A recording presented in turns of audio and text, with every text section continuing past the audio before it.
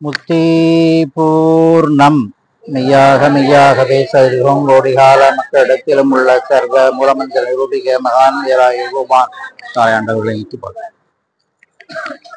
ஆத்தாளாய் வந்தனக்கு அமுத மூட்டி அனைத்தடிமை கொண்ட என்றன் அம்மா அம்மா கூத்தாளு உலகமெல்லாம் நிறைந்து வீச ஊட்டிவிட்ட பெருங்கருணை மலையாகி நீத்தாளு மும்மலத்தின் உபடதெல்லாம் நீக்கியழகெருக்குகின்ற நிமல வேணி வேத்தழுக முகம் பார்த்து அந்நாள் வந்து மெல்லடியை கொடுத்தாண்ட வேலோய் போற்றி. நமது குலதெய்வம் பிரம்ம பிரகாச மெய்வழிச்சாலை ஆண்டவர்களை வணங்கி தொழுது தோத்தரித்து எண்ணும் எழுத்தும் என்ற தலைப்பில் எனக்கு தெரிந்ததை, புரிந்ததை, படித்ததை, சிந்தித்ததை உங்களோடு பகிர்ந்து கொள்கிறேன். இங்கு திருப்பாச்சேர்த்தி வேதம் ஓதும் பாடசாலைக்கு திரண்டு வந்திருக்கும் அனைவருக்கும் நமஸ்காரம். இந்த எண்ணும் எழுத்தும் அப்படிங்கிற ஒரு தலைப்பு எடுத்த உடனே நான் சில பேர்கிட்ட கேட்டேன், எண்ணு பெருசா எழுத்து பெருசா, எண்ணு பெருசா எழுத்து பெருசா? ஒவ்வொருத்தரும் சொன்ன பதில உங்களோட பகிர்ந்துக்கிறேன். ஒருத்தர் என்ன சொன்னாரு, எழுத்தாலானது வேதம், வேதம் எழுத்தாலானது, தெய்வம் வேதம் ஆசான் திருமேனி அப்படின்னு அருளி இருக்காங்க, அப்ப எழுத்துதான் பெருசு அப்படின்னு சொன்னார். இன்னொருத்தர் எழுத்தறிவித்தவன் இறைவன் அப்படின்னு இருக்கு, எண்ணறிவித்தவன் இறைவன் இல்ல, எழுத்தறிவித்தவன் இறைவன் இருக்கிறதுனால எழுத்துதான் பெருசு அப்படின்னு ஒருத்தர் சொல்றாரு. இன்னொருத்தர்கிட்ட கேட்டேன், அவர் என்ன சொல்றாரு, எண்ணும் எழுத்தும் கண்ணனத்தகும், எண்ணும் எழுத்தும் கண்ணனத்தகும். இறைவன் படைச்ச கண்ணுல இந்த வலது கண் உயர்ந்தது இடது கண்ணு தாழ்ந்ததுன்னு இருக்கா? எல்லாம் சமம்தான். அப்ப எண்ணும் எழுத்தும் ரெண்டுமே சமம் அப்படின்னு ஒருத்தர் கருத்து சொன்னார். சரி, ஒருத்தர் என்ன சொன்னாரு, எண்ணுதான் பெருசு, எப்படி அப்படின்னு கேட்டேன். எங்க கடைக்கு போனா 100 ரூபா அப்படின்னு எண்ணுல தான் எழுதுறாங்க, 100 அப்படின்னு எழுதுறாங்களா? இல்ல, எங்கனாலும் எண்ணுல தான் எழுதுறாங்க. எண் தான் பயன்பாட்டுல இருக்கு. நீங்க வரவு செலவு எது எழுதுனாலும் என்ன எழுதுறோம், எண்ணுல தான் எழுதுறோம். அப்ப எண்ணுதான் பெருசு அப்படின்னு சொன்னார். சரி, இப்போ எனக்கு தெரிஞ்சதை நான் உங்ககிட்ட சொல்றேன். எண் எழுத்து 2 இருக்கு. எழுத்து என்பது ஒரு வரைமுறைக்கு உட்பட்டது. இப்ப கம்பெனிகள்லாம் இருக்குங்க, பேர் என்ன தெரியுமா சொல்லுவோம் கடைசியில? Limited, Adani limited. லிமிடெட்னா அது திவாலானா இவர் பணத்தை போய் எடுத்த மாட்டாங்க. இந்த கம்பெனிக்கு இவ்வளவு முதலீடு போட்டோம், இவ்வளவு சொத்து இருக்கு, திவால் ஆச்சுன்னா அதுல இருந்தா எடுத்து கொடுப்பான். இந்த கம்பெனி டைரக்டர் யாராரு, அவங்களுடைய சொத்து என்ன அப்படின்னா அந்த சொத்துல இருந்து எடுக்க மாட்டான். அதுதான் லிமிடெட். அது போல எழுத்து என்பது லிமிடெட். எப்படி? ஏபிசிடி அப்படின்னு எடுத்துக்கிட்டோம்னா 26 எழுத்து, அவ்வளவுதான். இதுக்கு மேல ஆங்கில எழுத்து இல்ல. தமிழ் எழுத்துக்கள் எடுத்துக்கிட்டா, தமிழ் எழுத்துக்கள் பாருங்க, தெய்வம் எப்படி எடுத்து, இறைவன் பொதுவாக தமிழ் எழுத்துக்கள் எப்படி எடுத்து வச்சிருக்காங்க பாருங்க. உயிர் எழுத்து 12. எப்படிங்க உச்சரிக்கணும் சொல்லுமா? தமிழ் எழுத்து 12 சொல்லு பார்ப்போம்.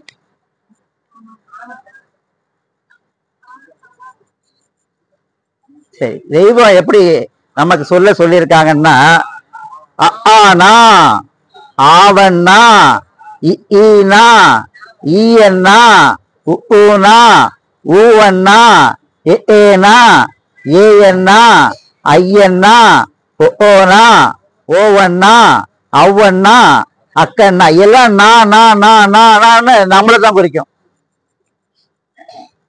எழுத்துக்கள் எல்லாம் இப்படி தெய்வம் குறியீடாக நம்ம சொல்றோம். ஆனா, ஆவண்ணா இல்ல, ஆனா. அதிலே 3 பாகம் இருக்கு. ஆனா, ஆவண்ணா. உயிர் எழுத்து, மெய்யெழுத்து. அந்த உயிரெழுத்தையும் மெய்யெழுத்தையும் சேர்த்து உயிர்மெய் எழுத்து. அமுத கலைஞான போதத்துல மெய் பொய்யும் பிரித்து காட்டும் வேதமே தூலமாகும். மெய்யையும் பொய்யையும் பிரித்து காட்டக்கூடிய வேதம் தூலம். இந்த தேகத்துக்கு வேதம்னு பேர். மெய் பொய்யும் பிரித்து காட்டும் வேதமே தூலமாகும். பொய் உடல். இந்த உடல் பொய், அழியக்கூடியது. இந்த உடல் பொய் உடல். உயிர் மெய். நமக்குள்ள இருக்கின்ற உயிரானது மெய், அதுதான் அழியாதது. அப்ப உயிர் என்றாலும் மெய் என்றாலும் ஒண்ணுதான். உயிரும் மெய்யும் ஒண்ணு. நம்ம தமிழ் எழுத்துக்கள் எல்லாம் எப்படி வச்சிருக்காங்க? உயிர் எழுத்து, மெய்யெழுத்து, உயிர் மெய் எழுத்து, ஆயுத எழுத்து. ஆயுதங்கிற வார்த்தை பாருங்க. யம படர் அடிபடு கோடா ஆயுத கூர். அந்த ஆயுத எழுத்தே பாருங்க, முக்கண்ணன் மாதிரி 3 புள்ளி. 2 கண்ணு இருக்கு, 1 அகக்கண் இருக்கு. அப்ப எழுத்துக்கள் என்பது வரையுறை உட்பட்டது. இவ்வளவுதான்.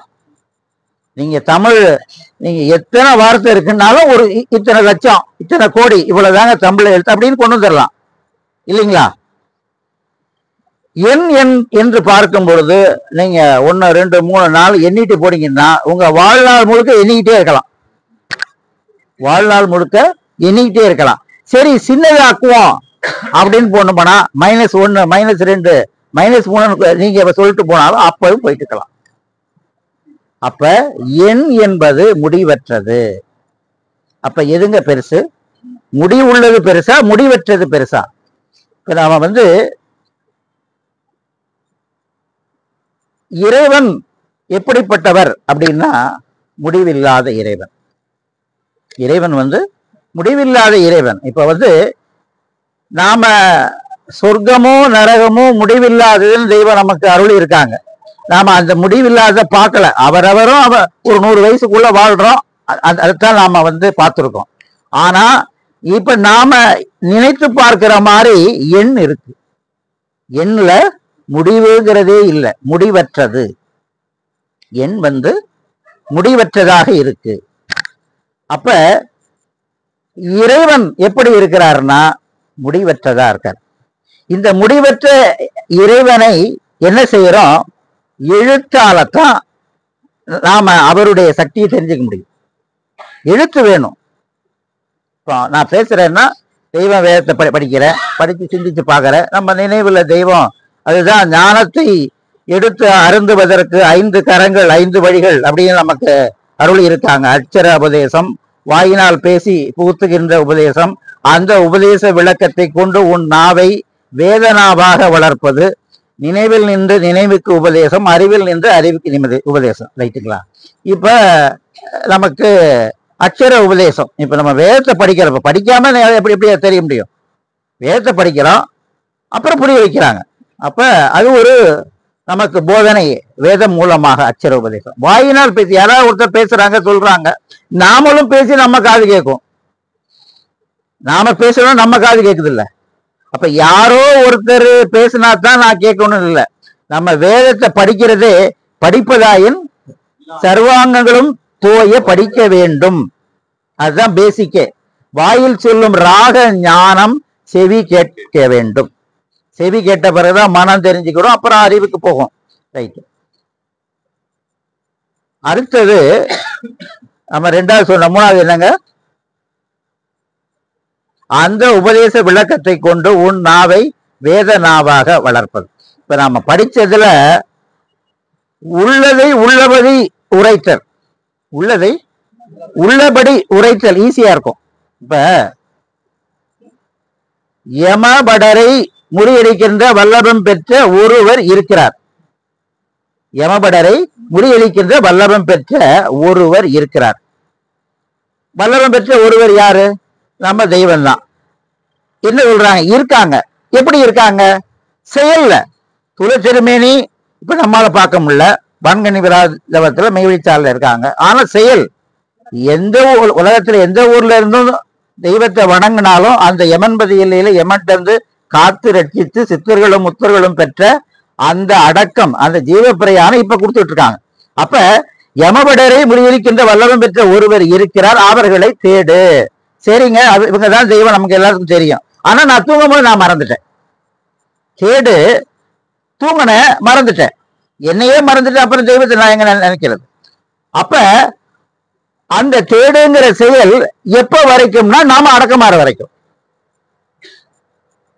எங்க வாய் உணவு பசியாடுறோம், அப்பா இன்னைக்கு நல்லா மூக்கு முட்டை பசி ஏறியாச்சு, இதுக்கு மேல பசியார வேணாம், எங்கேயா இருக்கம்மா. இந்த தூலத்துக்கான இந்த உடலுக்கான வாயு உணவே 3 வேளைக்கு திருப்தியா பசியாடுறோம் இல்லையா? அப்ப இதற்குள்ள ஒரு ஜீவதேகன் இருக்கு, அதுக்கு உணவு வேணும், அதற்கு தான் செவி உணவை நாம படைச்சிருக்கோம் அப்படின்னு தெய்வம் நமக்கு கொடுக்குறாங்க. அப்ப அது எப்ப வரைக்கும்?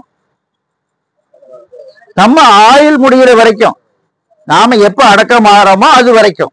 அதுதான் ஒரு அனந்தரை பத்தி சொல்லும் பொழுது தெய்வம் இவருக்கு 32 வருடமாக உபதேசம் நடந்து கொண்டிருக்கிறது, முடிந்து விட்டதா? இல்லை, முடியவில்லை. எப்ப முடியும்? அவர் எப்ப அடக்கமாறோ அப்ப முடியும். அப்ப அந்த சட்டம் எல்லாத்துக்கும் தான். அப்பா நான் இதுக்கு மேல எனக்கு படிக்கிறதுக்கு ஒண்ணும் இல்லை அப்படின்னு யாருமே இல்லை. ஏன்னா அவங்க நாடோறும் புதியவனாகி ஏகநாயகன். புதுசா நேத்து புரியாது, இன்னைக்கு புரியுங்க. நேத்து புரியாது, இன்னைக்கு புரியும். அப்ப அறிவில் நின்று அறிவுக்கு உபதேசம், நினைவில் நின்று நினைவுக்கு உபதேசம். இப்ப நினைவு வேதத்தை படிக்கிறோம், ஒரு 15 வயசுல மனப்பாடம் பண்ண பகுதி புரியலைங்க, ஒரு 40 வயசுல அதே பகுதி புரியுது. அப்படின்னா படித்ததுனால மட்டும் புரிதல்ங்கிற செயல் நடக்கல. அப்ப மனப்பாடம் பண்ண உடனேயே அந்த சப்ஜெக்ட் புரிஞ்சிருக்கணுமே, இன்னது இன்னதென, இன்னதுக்கு இன்னதென. அப்ப புரியல, பல வருடம் கழிச்சு அது புரியுது. அப்படின்னா அந்த புரிதல் என்ற செயலை யாரோ செஞ்சிருக்கணும். யாரோ எங்க செய்வாங்க? தெய்வம் தான் நமக்குள்ள இருந்து, நம்ம நினைவுல இருந்து நமக்கு புரிய வைக்கிறாங்க. சரி, அப்படி எதுக்கு புரிய வைக்கிறாங்க? அவங்க பெருமை பேசுறதுக்குதான். ஒருவன் தான் படித்ததை விட அதிகம் பேச வேண்டும், இல்லாவிட்டால் அதுவே அவன் ஜீவனில் கலையாக மண்டிவிடும். துணியை அதிகமாக மெய்ச்செயலில் செலவு செய்பவனே ஜீவன் முக்தன் ஆகிறான்.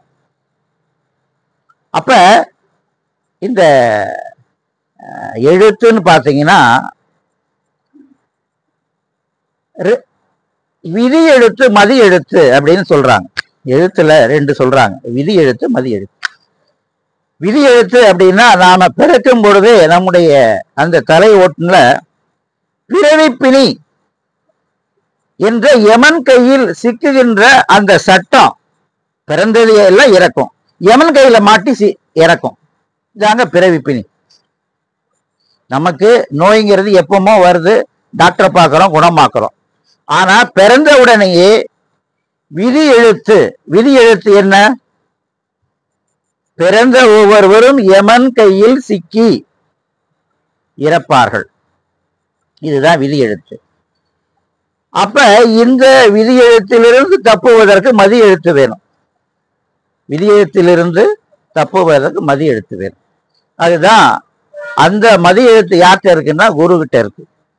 பூ என்றால் இருள், ரூ என்றால் பிரகாசம். நம்ம கிட்ட இருக்கிற அந்த அறியாமை என்ற இருளை போக்கி அறிவு பிரகாசத்தை நமக்கு கொடுப்பவர் குரு. தெய்வம் காலம் வரைக்கும் ஒரு குரு கிட்ட 12 வருஷம் கூடவே இருந்து, அதுல முக்கியம் என்னன்னா நம்ம எண்ணம் பல கோடியதை மனம் அலைஞ்சிட்டு இருக்கிறது ஒரே மனமா இருக்கணும். சாந்தி மனம்ங்கிறாங்க. 12 வருஷம் குரு கூட இருந்தால் சாந்தி மனம். இந்த சாந்தி மனம் அப்படிங்கிறது என்னன்னா, இன்னொருத்தர் என்ன நினைக்கிறாரு. இப்ப கண்ணன் என்ன நினைக்கிறாரு எனக்கு தெரியுமா? எனக்கு தெரியாது.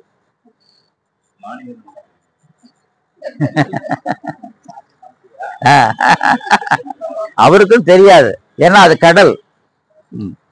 பெண்களுடைய எண்ணம் அவ்வளவு கடலா இருக்கு.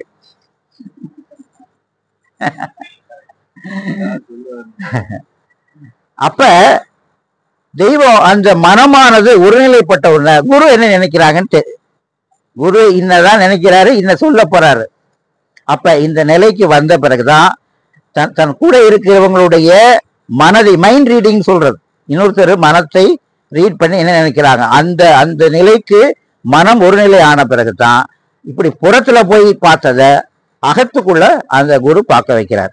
பார்க்க வச்சு அந்த ஜீவதேகம் காரணதேகம் கடந்து மகா காரண தேகத்துக்குள்ள இருக்கின்ற அந்த இறைவனை தரிசித்து அங்க இருந்து தவத்தை அவங்க கொண்டு வராங்க. இப்ப நமக்கு ஆதி துணை, ஆதியே துணை, ஆதியை அறிய குருவே துணை. ஆதி துணை, ஆதியே துணை, ஆதியை அறிய குருவே துணைங்க. ஆதி அறிய குருவே துணை. இப்ப ஆதியே தேகம் எடுத்து வந்த பிறகு வேற யாராவது குரு வேணுமா? இதுவரைக்கும் ஆதி தூரம் எடுத்து வரல. அதனாலதான் அவங்க உங்களுக்கு ஞானம் வேணுமா, எமன்ட்டு தப்பிக்கணுமா, நீங்க என் கூட இரு, எல்லா விதமான சோதனைக்குள்ளேயும் தாண்டி வரணும் குருவனுடைய. இப்ப நம்ம ஸ்கூலே எங்க மாசம் மாசம் பரீட்சை, வருஷம் பரீட்சை, அரை பரீட்சை, முழு பரீட்சை, இதெல்லாம் தாண்டி தானங்க பொய்க்கல்வியே வருது. அப்ப மெய்க்கல்வி மட்டும் சும்மா வந்துருமா? குரு சும்மா கொடுத்துருவாரா? அப்ப இப்ப நமக்கு இந்த கலியுக கடைசியில ஆதியே மகதியாக கல்கி அவதாரமாக அவங்க அவதாரம் செஞ்சிருக்காங்க. அதனால நாம யாரும் வேற யாரு குருவையும் தேட வேணாம், தேட வேண்டியதில்லை. அவங்கதான் குருவா இருக்காங்க. அவங்கதான் குரு, மாதா பிதா குரு தெய்வமாக நமக்குள்ள இருந்து நமக்கு போதிக்கிறாங்க, நம்மை வழி நடத்திக்கிட்டு இருக்காங்க. நமக்குள்ள சைத்தானம் இருக்கு, இதையும் தெரிஞ்சுக்கோங்க. நமக்குள்ள சைத்தானம் இருக்கு, சைத்தானம் நமக்கு போதிக்கும், சைத்தானம் நமக்குள்ள இருந்து போதிக்கும்.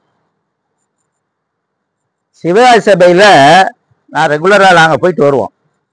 என்னடா கொஞ்சம் பேரை காணோம்னா, இல்ல பாத தீட்சை ஒருத்தர் கொடுக்குறாராம், அதனால அங்க போயிட்டாங்க. பாத தீட்சை கொடுக்குறாங்களாம், அங்க போயிட்டாங்க.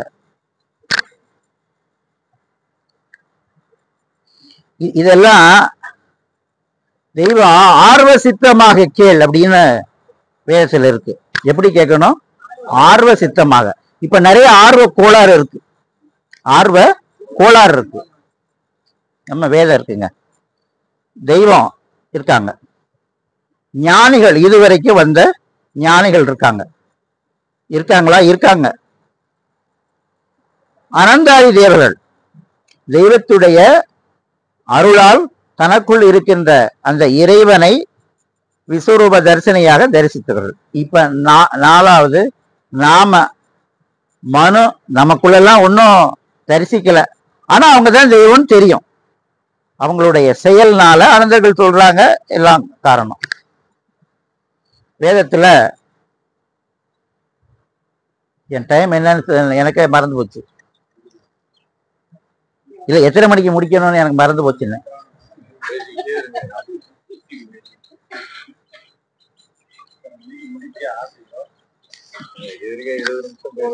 சரி.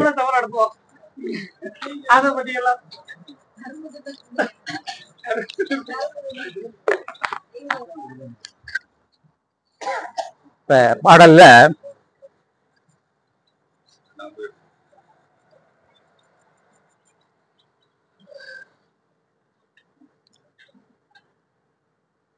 இந்த நீதி தீர்ப்பு அப்படிங்கிறது யாரால செய்ய முடியுங்க? மாண்ட மனு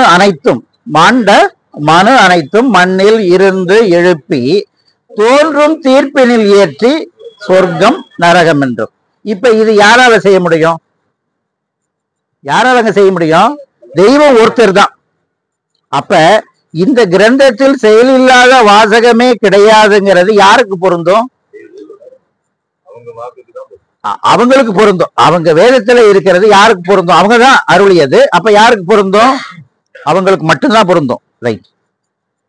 நிறைய நீங்க ஆதிமை உதயபூர்ண வேதாந்தல பாடல்ல பாத்தீங்கன்னா, இப்ப அந்தரத்தில் 51 படியேனியம் எங்கே, படியேனியம் எங்கே, அழகான மெகராஜின் கொலுவு நிலை எங்கே, இப்படி நிறைய பாடல் இருக்கு.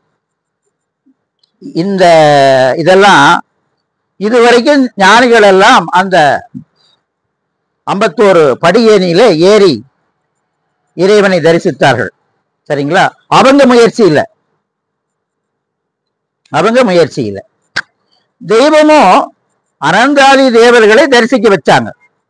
அது எப்படின்னா, இப்ப நீங்க 51 மாடி உள்ள ஒரு பெரிய பில்டிங் இருக்கு, 51 மாடி. அப்படியே படிப்படியா ஏறணும். எவ்வளவு நேரங்க ஆகும் 51 மாடி ஏறதுக்கு? 1/2 மணி நேரம். 51 மாடி ஏறதுக்கு 1/2 மணி நேரம். சரி, லிப்ட்ல ஏறதுக்கு எவ்வளவு நேரம் ஆகும்? எவ்வளவுங்க? 2 நிமிஷத்துல ஏறிடலாம். அப்ப 5 நிமிஷம், ஒரு 10 நிமிஷம் சொல்றாங்க. இங்க நமக்குள்ள எல்லாமே அரூபமா இருக்கு, நமக்குள்ள எல்லாமே அரூபமா இருக்கு. அப்ப அதற்கு ஒரு குரு முகூர்த்தமாக அவரு வழிகாட்டணும். அப்படி வழிகாட்டி போகணும். அப்படி போய் தான் ஞானிகள் ஞானம் பெற்றார்கள். உள்ளுக்குள்ள யமன் இருப்பான், இறைவனை தரிசிக்க விட மாட்டான். அப்ப அவனை கெஞ்சுவாங்க, கொஞ்சுவாங்க, எட்டி உதைச்சிருவாங்க.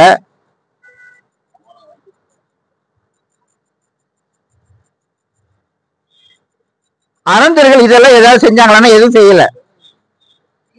தெய்வம் தங்களுடைய தவோபலத்துல அவங்கள அந்த இறைவன் இருக்கிற எல்லைக்கு மேலே ஏற்றி தரிசிக்க வைத்து கீழே கொண்டு வந்துட்டான்.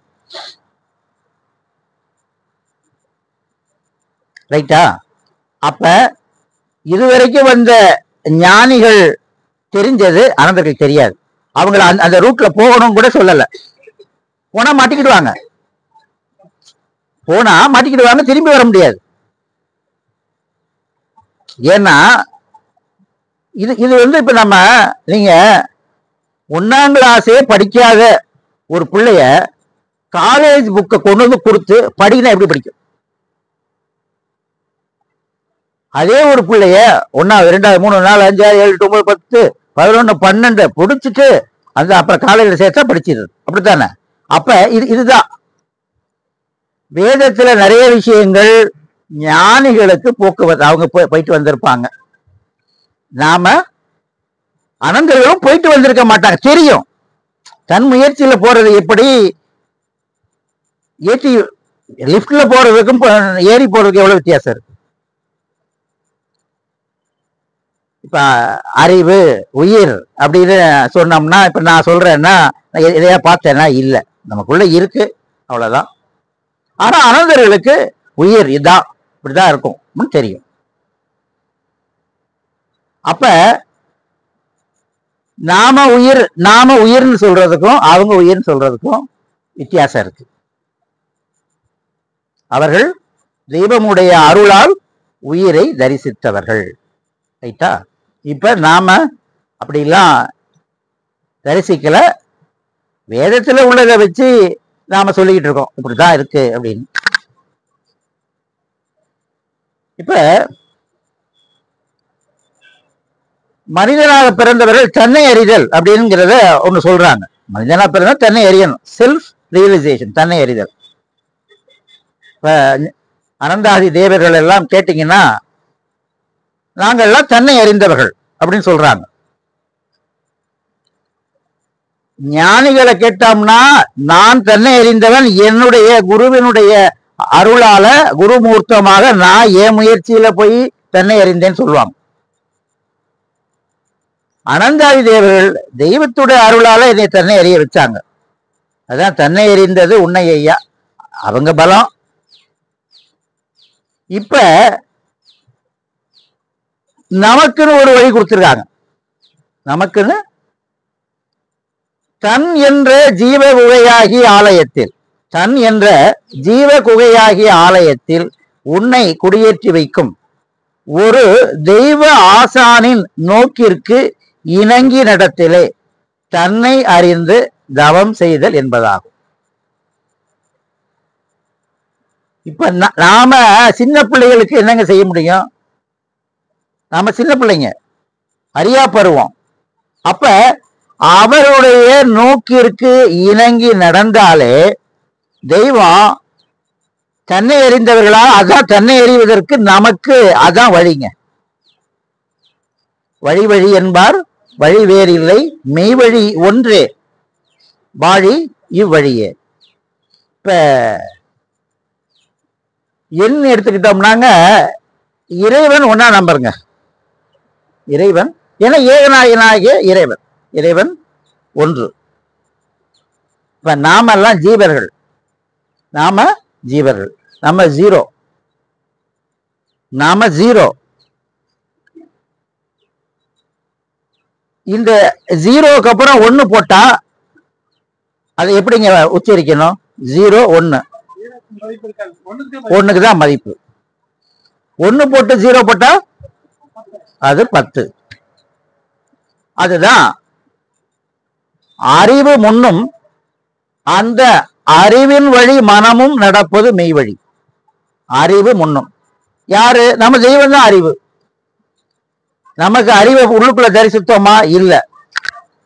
நம்ம தெய்வம் தான் அறிவு, அறிவாகாரம் எல்லாம் அவங்க தான்.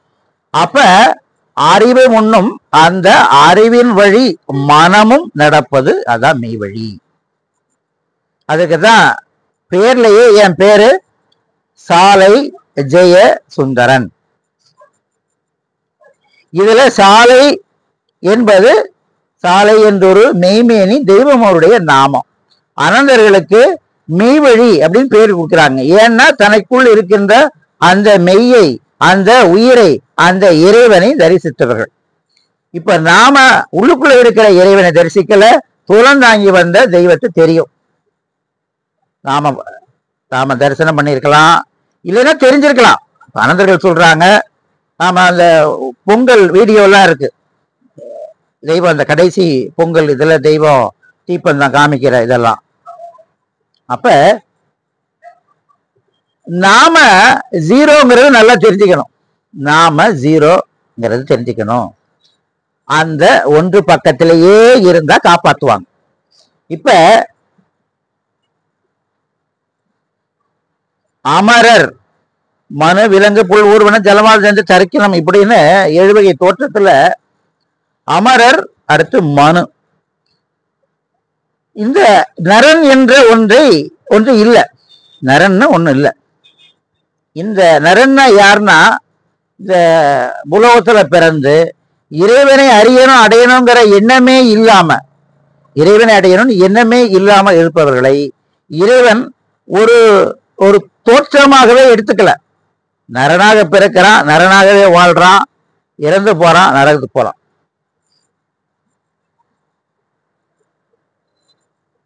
நாமெல்லாம் மனு.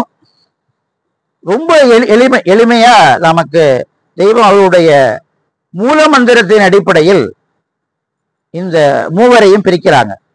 மூல மந்திரத்தை பிரகாச பொருளாக கண்டவர் தேவர். மூல மந்திரத்தை பிரகாச பொருளாக கண்டவர் தேவர். மூல மந்திரம் அப்படின்னு எடுத்துக்கிட்டீங்கன்னாங்க, ஒன்றும் இல்லை. இப்ப நான் தான் இருக்கேன், என் பேரு சாலை ஜெய சுந்தரம் அப்படின்னு பேப்பர்ல எழுதுறான். பேப்பர்ல எழுத வாசிக்கும் போது சாலை ஜெயசுந்தரம் ஒலியாகுது. அந்த பேப்பர்ல உள்ள ஆளும் நான் இல்லை, அந்த ஒலியும் நான் இல்லை. இது ரெண்டு குறிக்கிற ஆள் ஒருத்தர் இருக்க. பேப்பர்ல உள்ளதும் நான் இல்லை, எழுத்தும் நான் இல்லை.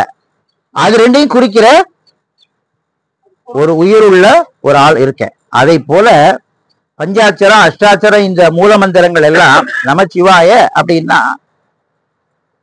எழுத்த சொல்றாங்க. அதை சொல்லும் பொழுது அது ஒலியா இருக்கு. இந்த எழுத்தும் அந்த ஒலியும் குறிக்கக்கூடிய ஒரு பிரகாச பொருள் நமக்குள் இருக்கு. அந்த பிரகாச பொருளை தரிசித்தவர்கள் தான் தேவர்கள். வாயில எவ்வளவு, அதுதான் சொல்றாங்களே, நீ எத்தனை தடவை உரு போட்டாலும் வருமா, நாம கோடி கோடி கோடி கோடாலும் ஏங்க நாம பொய் பொருளே வரலங்க. ஒரு கொத்தனாரு போய் ஒரு நாள் வேலைக்கு போயிட்டு வந்தா எவ்வளவு? 800 ரூபாய் சம்பளமா 1000மா? 1000 ரூபாய் சம்பளங்க. ஒரு கொத்தனாரு போய் ஒரு நாள் வேலைக்கு போயிட்டு வந்தா 1000 ரூபாய் சம்பளம். வீட்டுல உட்கார்ந்துக்கிட்டு 1000 1000 1000 1000 1000 1000 1000 தடவை என்ன கோடி தடவை சொன்னாலும் கொத்த காசு கூட வரப்போறது. அப்ப மூல மந்திரத்தை பிரகாச பொருளாக கண்டவர் தேவர். ஞானிகள் எல்லாம் தங்கள் முயற்சியாலையும், நம்ம அறந்தாதி தேவர்கள் எல்லாம் தெய்வமுடைய தபோ பலத்தால அருளால. சரிங்க. மூல மந்திரத்தை வாயில் சொல்லிக் கொண்டும் அதை தேடிக்கொண்டும் இருப்பவர் மனு. நாமெல்லாம் மூல மந்திரத்தை வாயில தான் சொல்றோம், அவருடைய அர்த்தம் எல்லாம் தெரியாது. மூல மந்திரத்தை வாயில சொல்றோம் நாம. அதனால நாம மனு. நீங்க இன்னைக்கு எந்திரிச்சீங்க, உங்க வேலையை மட்டும் பார்த்தீங்க, மூல மந்திரமே நீங்க சொல்லலைன்னா நீங்க மனு இல்ல, நரன். தெய்வ நினைவே இல்ல, நரனுக்கு மாதிரியே எந்திரிச்சீங்க, வேலையெல்லாம் உங்க அழிஞ்சு போற வேலையை பூரா பார்த்தீங்க. அதுக்குதான் தெய்வம் காலையில் எழுந்தவுடன் 14 தடவை மூலமந்திரம் சொல்லவும், வீசநாடி தவம் இரவு படுக்கிறதுக்கு முன்னால 16 தடவை மூலமந்திரம் சொல்லவும், 7 மணி ஆச்சா சங்கல்ப மந்திரம் சொல்லவும். வேதத்துல யார் சாவை பற்றி பேசிக்கொண்டும் விசாரித்துக் கொண்டும் இருக்கிறார்களோ அவர்களையே நாம் ஞாபகம் வைத்திருக்கிறோம், மற்றவர்களை நாம் மறந்து விடுவோம்ட்டாங்க. மற்றவங்கள மறந்து விடுவோம். அப்ப நமக்கு 7 மணிக்கு சொல்லணும்னு எடுத்து வச்சிருக்கிற இது மகாசங்கல்ப மந்திரத்துல மரளி என்கிற யமனுடைய அவமான அவஸ்தை வந்து தீண்டும் அடையாளம், கசப்பு தீட்டு பிரணாட்ட ஜலம் வெளியாகி யுகங்கோடி கால நிறைய வேதனைக்கு போகாமல் நாம சாபை பத்தி நினைச்சிட்டோம் இல்லைங்களா? சாபம் பத்தி நினைச்சிட்டோம். தெய்வம் சொல்றாங்க, நீ எல்லாம் பிறக்கும் போதே இறைவன்ட்ட கடன் வாங்கிட்டு வந்த. யானை முதல் எறும்புகடை 84 100,000 ஜீவராசிகளும் இதெல்லாம் எங்களால் முடியாது என்று கைவிடப்பட்ட தத்துவாதீத கைமுதலாகிய சீதனம் என்னும் அமானிதத்தை மனிதனானவன் நான் தான் இதற்கு முழு யோக்கியதையும் சக்தியும் உடையவன் என்று வாக்கு தந்து கையேந்தி வாங்கி கடமை பூண்டு விட்டுள்ளார். இறைவன் மனுஷனை நம்பி கடனை கொடுத்திருக்காரு. மனுஷனை நம்பி கடனை கொடுத்திருக்காரு.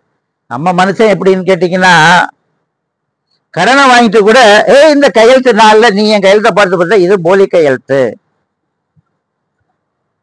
இப்படி இது நான் போடல, இப்படி நமக்கு தெரிஞ்சு கடனை வாங்கியே கடனை வசூலிக்கிறதுக்குள்ள இந்த பல கடன் வாங்கினவன் வெளிநாட்டுக்கே ஓடி போயிட்டானா. இன்னும் இந்திய அரசாங்கத்தால பிடிக்க முடியல. இந்திய அரசாங்கத்தால பிடிக்க முடியல. கடனை வாங்கினவன் ஓடி போயிட்டான். இப்படி நம்ம தெரிஞ்சே கடனை கட்டாதவன் நாம தேகமே எடுக்கிற அரூபமாக ஜீவ தேகமாக இருந்த காலத்துல வாங்கின கடனை மனுஷன் எங்க கட்டுவான்? இப்படி கட்டாதனாலதான் இறைவன் நமக்குள்ளேயே யமன் வச்சிருக்கார்.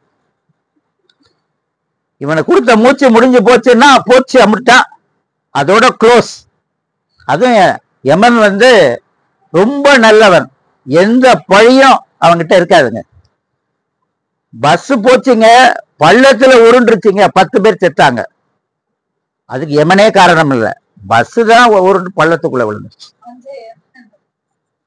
போயிட்டு இருந்தாரு, நல்ல மட்டன் பிரியாணி விசேஷத்துக்கு மட்டன் பிரியாணி தின்னாரு, வீட்டுக்கு வந்தாரு, ஹார்ட் அட்டாக் வந்துட்டு இறந்து போயிட்டாரு.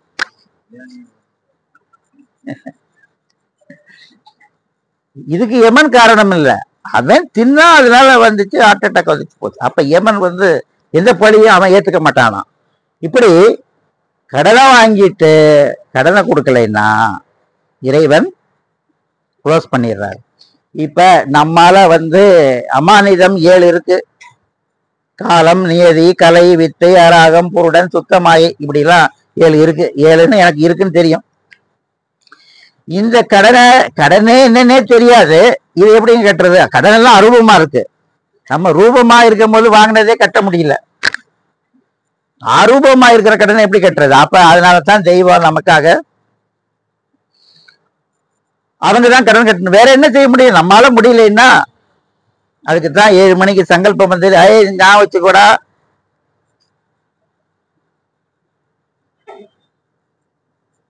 தாய் ஆண்டவர்கள் மீமதத்தில் நாங்கள் சேர்ந்து ஆகி இருக்கிறோம். தெய்வமே, நான் தூங்கினேன், மறந்துட்டேன், உங்களை எல்லாம் மறந்துட்டேன், இப்ப முழிச்சிட்டேன், 7 மணி ஆகி இருக்கிறோம் அப்படின்னு நான் உறுதி சொல்றேன். என்னைய காப்பாத்திருங்க, எனக்காக கடனை கட்டுங்க. நமக்கு குழல் எடுத்து வைக்கிறாங்க. இருக்கிறதுலே அதிக தவப்புலன் குழல் வணக்கத்தின் மூலமா தான் கிடைக்குது. இப்ப நாம இங்க பேசுறோம், படிக்கிறோம். இது ஜீவன் முக்திக்கு வேண்டியது நிஷ்டை. அதாவது வேதத்தை படிக்கிறோம், படிக்கிறத கேட்கலாம், பாடலாம், பேசலாம். இது ஜீவன் முக்திக்கு வேண்டியது. ஆனால் தேக முக்திக்கு வேண்டியது சாலை குழல் வணக்கம். எமக்கு பதிலாகவே எம் மக்கள் நெற்றிச் சுழிப்புடன் பூரியை வைத்து ஊதும் பொழுது அப்பொழுது வருவது எம்முடைய பரிசுத்த ஆவி. அதுவே உங்கள் ஆத்ம ரட்சிப்புக்கு உரியது. ஞானிகள் எல்லாம் அந்த பரிசுத்த ஆவி இருக்கிற இடத்துல பேச்சு மூச்சு இல்லாத தவ நிலையில போய் அங்கதான் தவத்தை பெற்றாங்க. சொல்லுவாங்க, சிவபெருமான்கிட்ட தவம் இருந்து வரம் வாங்கினாங்க. சிவபெருமான்கிட்ட தான் எல்லாரும் சிவபெருமானை நோக்கி தவம் இருந்தார்கள், வரம் வாங்கினாங்க. அவங்க என்ன வரம் வாங்கினாங்கலாம் தெரியாது. ஆனா சாபா வரம் தான் எல்லாரும் வாங்குறாங்க. என்ன வரம்? சாபா வரம். அதாங்க வேணும். நமக்கு என்ன வரம் வேணும்? சாபா வரம் வேணும். தெய்வம் அதுக்குத்தான் நமக்கு 7 குழல் எடுத்து வச்சு அந்த குழலின் மூலமாக அந்த பரிசுத்த ஆவிய யாரெல்லாம் வணங்குறாங்களோ வணங்குறவங்களுக்கு கொடுத்துட்டு இருக்காங்க. அந்த வணக்கம் ஒரு முறையான வணக்கமா இருக்கணும். அது என்ன முறையான வணக்கம்னா, நம்ம தெய்வம் எடுத்து வைத்திருக்கிற வணக்கம் எல்லாம் புற வணக்கம் அல்ல, அக வணக்கம். மதியம் அந்த அரவண வேலையில தெய்வம் இருந்த காலத்திலேயே அவங்க தமம் இருந்து வரும்போது சொன்ன அந்த மந்திர வார்த்தை என்னன்னா, கண்டேன் தேவாவியை கிடைத்தேற. கண்டேன் தேவாவியை கிடைத்தேற. தேவாவி கண்ணில் பார்க்க முடியுமா? எந்த ஆவியுமே பார்க்க முடியாது. அவங்க அன்னைக்கு சொன்னது கண்டேன் தேவாவியை கிடைத்தேற. நாம கிடைத்தேறணும், எமன்ட்டு தப்பிக்கணுங்கிறதுக்காக அவர்கள் தவம் செய்து நமக்கு இனாமா கொடுத்துட்டு இருக்காங்க. இந்த உலகமே திரண்டு வந்தாலும் கொடுக்கக்கூடிய அளவுக்கு தவம் அவங்க செஞ்சு சேர்த்து வச்சிருக்காங்க. இந்த தவம் என்பது எங்க இருக்குன்னாங்க, இந்த தேகம் கடந்து ஜீவதேகம். நமக்கு ஜீவதேகம் எல்லாரும் தெரியும், மனம் ஈஸியா தெரிஞ்சது மனம். இன்னைக்கு திருப்பாச்சேத்தி சபைக்கு வரணும் அப்படின்னு நினைச்சேன், வந்துட்டேன். நம்ம மனம் நினைக்குது, வந்தாச்சு, செயல்படுத்திடலாம். அடுத்து காரண தேகம். இந்த தேகத்துல நம்முடைய பல இயக்கங்களுக்கு எது காரணமோ அது காரண தேகம். நம்முடைய முயற்சியே இல்லாம இதயம் இயங்குது, நல்லா பசியாடுறோம், அதை நாமளா செமிக்க வைக்கிறோம்? இல்ல, நமக்குள்ள இருக்கிற இறை சக்தி செமிக்க வைக்குது, இதயம் இயங்கிட்டு இருக்கு. இப்படி நம்முடைய முயற்சி இல்லாமல் என்னென்ன செயல் நடக்குதோ அதெல்லாம் காரண தேயத்தினுடைய செயல். இதுக்கு மேல மகா காரணம் இருக்காதான் இறைவன். இறைவன் எப்படின்னா, அவர் அடையணும்னா இந்த பேச்சு மூச்சு அற்ற நிலையில தான் போக முடியும். அதனால நம்ம போக முடியாது. தெய்வம் அதனால என்ன செய்யறாங்க, அவர்கள் தவம் செய்து அவங்க பரமாத்மா கிட்ட இருக்கின்ற அந்த தவத்தை தங்களுடைய ஜீவாத்மாவுக்கு கொண்டு வந்துடுறாங்க. ஜீவாத்மாவுக்கு கொண்டு வந்தனால தான் நம்ம எல்லாருக்கும் எளிதாக கொடுத்து கொண்டு இருக்கிறார்கள். அதான் ஆசின் மாமரை ஆதி புராதன மாசிலா தனிகையர் மனுமகன் ஓசை கொண்ட நடனத்தாலே மனு ஓசை கொண்ட நடனத்தாலே மனு ஈசனாகும் இயல்பேடு தோதுவாம். அதான் அந்த வாக்கியத்துல கேக்குறாங்க, விஸ்வநாதர் திருவொளி வசனம் அந்த வாக்கியத்துல இந்த பாடலை சொன்ன உடனே ஜல் ஜல்னு சத்தம் கேக்குதாங்கிறாங்க. ஜல் ஜல்னு ஏன்னா நமக்கு ஓசை கொண்ட நடனம்னா என்னன்னே தெரியாது. நமக்கு புறத்துல பரதநாட்டிய டான்ஸ் தெரியும், இந்த மாதிரி நடனம் தான் தெரியும். இந்த புறக்கண்ணால பார்க்கக்கூடிய அந்த நடனம் தான் தெரியும். ஆனா இந்த ஓசை கொண்ட நடனம் மனுவை ஈசனாக ஆக்கக்கூடியதா இருக்கு. அதுதான் கேக்குறாங்க. கேக்குதா? ஜல் ஜல் ஜல் அனந்தர்கள் கேட்கிறாங்க. கேட்டுக்கொண்டு இருக்கிறோம். அப்ப நமக்காக அந்த ஓசை கொண்ட நடனம் எழுத்தாக வேதமாக அருளப்பட்டிருக்கு. சரி, இப்போ எழுத்துனா வேதம், என்னன்னா தெய்வம் எடுத்துக்கிறோமா? ஏன்னா தெய்வத்துடைய சக்தி முடிவற்றது. இவ்வளவுதான் அப்படின்னு அளவிட இவங்களுக்கு இவ்வளவுதான் தெரியுங்க, வேதத்துல இவ்வளவுதான் கொடுத்துருக்காங்க, அவங்களுக்கு இவ்வளவுதான் தெரியும் அப்படிலாம் இல்லை. இறைவனுடைய சக்தி முடிவற்றது. சரி, இப்போ தெய்வனுடைய வேதம் பெருசா தெய்வம் பெருசாங்க? தெய்வ வேதம் இருக்கு, தெய்வம் இருக்காங்க, ரெண்டுல எது பெருசு?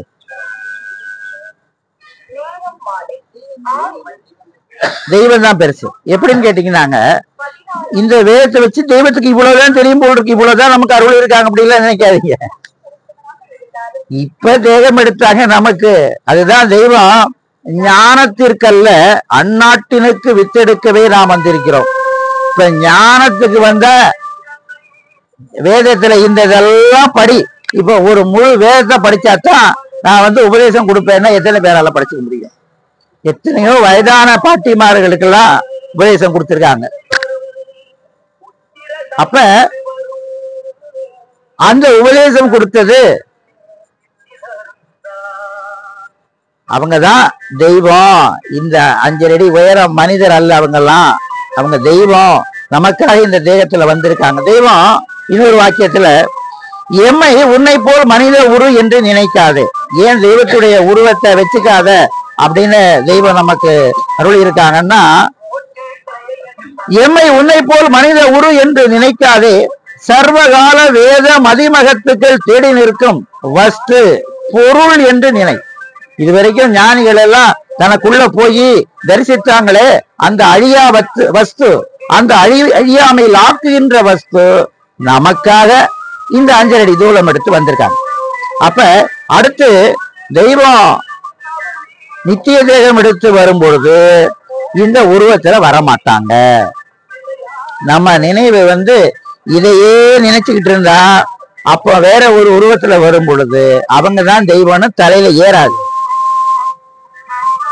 அவங்களுடைய நாதம் மாறாது, அதே நாதம் தான். ஆனா அடுத்த நித்திய தேகம் எடுத்து வரும் பொழுது இந்த உருவில் அவர்கள் வரமாட்டார்கள், வேற ஒரு பிரகாச உருவில் அவர்கள் வருவாங்க. அதனாலதான் நான் சொல்லிட்டு வந்தேனே, இப்ப நாம வணங்குறது உருவ வழிபாடு அல்ல, அக வழிபாடு, அரூப வழிபாடு.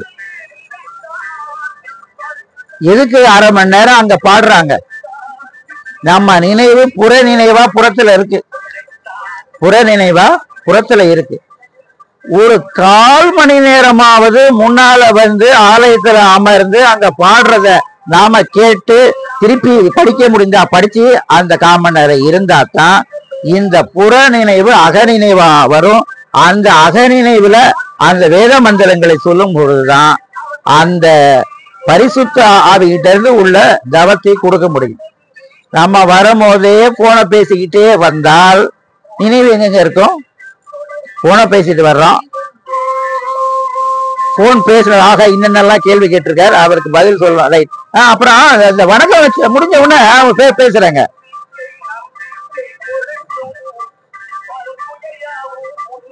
ஒரு நாள்ல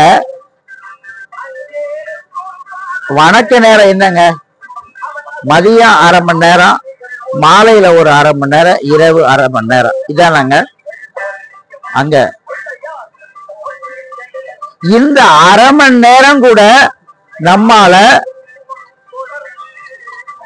தெய்வ நினைவா இருக்க முடியல. அப்ப முறையான வணக்கம் என்பது முதல்ல சாலைக்கு வந்தா நேரத்துக்கு போறது. இத பழகணும். இத பழகணும். இதுல நான் சந்ததி எனக்கு முன்னால பின்பற்றுவர் நிக்கிறார். எனக்கு முன்னால பாரு சின்ன பையன் அவங்க அப்பா பக்கத்துல நிக்கிறான். இப்படி எல்லாம் பார்த்துட்டு இருக்க கூடாது. தெய்வம் வணக்கர்கள் வணக்கம் நடத்த போறாங்க. நாம தெய்வம் இவ்வளவுதாங்க. நமக்கு முன்னால யாரு இருந்தா என்னங்க? நாம கரெக்டா அந்த பஞ்சகச்சம் கட்டிக்கிட்டு பாருங்க, கோயில்ல பூஜை செய்யற பூசாரி என்னங்க உடை போட்டிருக்காரு? பஞ்சகச்சம் கட்டி இருக்கிறார் இல்லையா?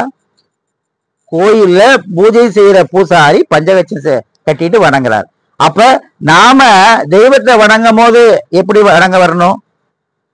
தெய்வம் எடுத்து வைத்த அந்த பஞ்சகச்சம் கட்டிக்கிட்டு இடக்கச்சம் கட்டி வணங்க வேண்டும். தெய்வம் ரொம்ப சிம்பிளுங்க.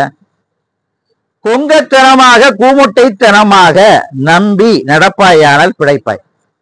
ரொம்ப ஈஸியான ஃபார்முலா. அடுத்தது கஷ்டமான ஃபார்முலா வேற வச்சிருக்காங்க. கொங்கத்தனமாக கூமுட்டைத்தனமாக நம்பி நடப்பாயானால் பிழைப்பாய், குய்த்து மூட்டத்தனத்தில் போவாயானால் நிச்சயம் சாகவே சாவாய். அதுதான் என்னை நம்பின பேருக்கெல்லாம் இருத்திரும் மீட்பின் திட்டம். ரொம்ப ஈஸி தானே? உபதேசம் பெற்றவர்கள் சொல்லல, சந்ததியும் சொல்லல, பின்பற்றும் எதையுமே சொல்ல. என்னை நம்பின பேருக்கெல்லாம் இருத்தினோம் மீட்பின் திட்டம். இந்த கிரந்தத்தில் செயல் இல்லாத வாசகமே கிடையாது. இதை செயல்படுத்திக்கிட்டு இருக்காங்களா இல்லையா? நிறைய பேரை கேட்டா, ஒரு தடவை தாங்க சாலைக்கு வந்தாங்க, ஊருக்கு போனாங்க, 6 மாசத்துல அடக்கமாயிட்டாங்க சொல்றாங்க. ஒரு தடவை தான் சாலைக்கு வந்தாங்க. மூல மந்திரம் ஒண்ணுதாங்க தெரியும் அவங்களுக்கு, வேற ஒண்ணும் தெரியாதுங்க. அப்ப தெய்வம் கொடுத்த அவ்வாக்கை அவர்கள் காப்பாற்றுகிறார்கள். என்னை நம்பின பேருக்கெல்லாம் இருத்தினோம் மீட்பின் திட்டம். ரைட்டா? ஆனா அதுக்கு அடுத்தவங்க இருக்கு. ஏன்னா நாமெல்லாம் அப்படித்தானே, உள்ளுக்குள்ள பிசாசு இருந்து என்னை நம்பினதாய் கூறி தன் நினைவினிலே திட்டம் பண்ணிய மன்னர்க்கெல்லாம் படும் எதிர் சாவே திட்டம். அதே போல தவவரத்தை கேடாக்கி கொண்டவர்களை பற்றி சொல்லும் பொழுது, தாங்கள் வெட்டின குழியிலேயே அவர்கள் விழுந்தார்கள். எப்படி? தாங்கள் வெட்டின குழியிலேயே அவர்கள் விழுந்தார்கள், தாங்கள் வைத்த கண்ணியிலேயே அவர்கள் கால்கள் மாட்டிக்கொண்டன. யாருக்காக சொல்றாங்க? தவவரத்தை கேடாக்கி கொண்டவர்களை பற்றி. அப்ப நாம என்ன செய்யணும்? அதுக்குத்தான் முதல் மந்திரம். அன்னை சப்ஜெக்ட் வருது, வேற வழி இல்லை எனக்கு. ஏன்னா முடிச்சிரும். தன் குற்றம் தெரியாதவன் தன் புகழுடம்பு தெரியாதவன் ஆகிவிடுவான். ஆகவே தன் குற்றத்தை திருந்திக் கொள்ளல் தான் தன்னை தண்டித்துக் கொள்வது. நீ கைபோட நிற்கின்ற மெய் வீட்டிற்கு இதுவே அஸ்திவாரம். மெய்வழி குலத்து மக்கள் ஆண் பெண் இருபாலருக்கும் வேண்டிய முதல் மந்திரம் இது. நமக்கு மூல மந்திரம் கொடுத்துறாங்க. இந்த மூல மந்திரம் உயிர் உள்ள மந்திரம். இது ஒண்ணு சொல்லிட்டே இருந்தாவே தெய்வம் காப்பாத்திடுவாங்க. ஆனா இது பத்தாது. ஏன்னு கேட்டா, நம்ம வேதத்துல இருந்து ஒரு சைத்தான் ஆதம்பாதத்தை தன்னில் அறிந்து தொடவும் வேணும், அதெல்லாம் தொழுகையது ஆற்றில் கரைத்த புலின்னு இருக்கு. நீ ஆதம்பாதத்தை தன்னில் அறிஞ்சியா தொழுகையா? அதனால நீ வணங்குற வணக்கம் எல்லாம் ஆற்றில் கரைத்த புலின்னு ஒரு சைத்தான் சொல்லும்.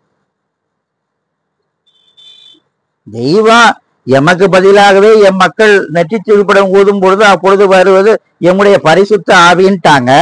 அப்ப அந்த பரிசுத்த ஆவியை கொடுத்துக்கிட்டு இருக்காங்க. இதுல ஆதம்பாதம் யாருக்கு தெரியும்? அனந்தர்களுக்கு தெரியும். நமக்கு தெரியுமா? அப்ப நமக்கு என்ன சொல்லியிருக்காங்க அதை மட்டும் தெரிஞ்சு நம்மால என்ன செய்ய முடியுமோ அதை செஞ்சா போதுங்க. வேதத்தை ஒரு இடத்துல கூட புரிஞ்சு படின்னு சொல்லல. நிறுத்து படித்துப்பார். அதனுடைய கனம் என்ன, மேன்மை என்ன, உயர்வு என்ன, இதுதான் நமக்கு வேணும். ஆக நமக்கு மூல மந்திரம் நமக்கு கொடுத்திருக்காங்க. இந்த மூல மந்திரம் ஒன்றுதான் செயலுடையது, எமன்ட்டு நம்மளை காப்பாற்றக்கூடியது. அடுத்து முதல் மந்திரம் சொல்லி நம்ம குற்றம் என்ன தெரிஞ்சுக்கோ. அடுத்து என்ன? மகாசங்கல்பம். ரொம்ப ஈஸி. ஆகவே இந்த எண்ணும் எழுத்தும் என்றதுல நமக்கு தெய்வத்தை எண்ணுவதற்கு அந்த எண்ணிலா சக்தி படைத்த நம்ம தெய்வம் நமக்காக எழுத்தாக வேதமாக நமக்கு கொடுத்திருக்காங்க. அவங்களுடைய எண்ணத்தை எல்லாம் எங்க வேதமா வடிச்சு வச்சிருக்காங்க.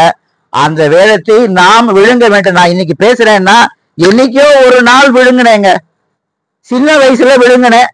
இப்ப பெரிய வயசு ஆயிருச்சு. இப்ப வயசே ஆயிருச்சு. இந்த வயசுல அது விளங்குது. அப்ப ஒவ்வொருத்தருக்கும் ஒவ்வொரு காலத்தில் ஒன்று விளங்கும். விளங்காட்டி கூட பரவாயில்ல, அவங்கதான் தெய்வம் அப்படின்னு தெரிஞ்சதுக்கு அப்புறம் வேற என்னங்க தெரியணும்? அவங்கதான் தெய்வம். அவர்கள் தான் யமன் எல்லையில் காப்பாற்ற போகிறார்கள். அந்த பிரளயத்திலையும் காப்பாற்ற போறாங்க. அந்த தீர்ப்புலையும் நமக்கு சொர்க்கம் கொடுக்க அவர்கள் காத்து கொண்டு இருக்கின்றார்கள். அதனால நாம நம்ம காதை திறந்து வாங்கி தெய்வங்களுடைய திருவாக்குகளை நமக்குள்ள வச்சிருந்து காத்து ரட்சிக்கக்கூடிய நம் தெய்வங்களை தினம் வணங்கி தோற்றரித்து அந்த மேலாம்பரமான 4ஆம் பதத்தை பரமபதத்தை நாம் எல்லோரும் அடைவோமாக. முத்தி பேரை தொடரும். நமஸ்காரம்.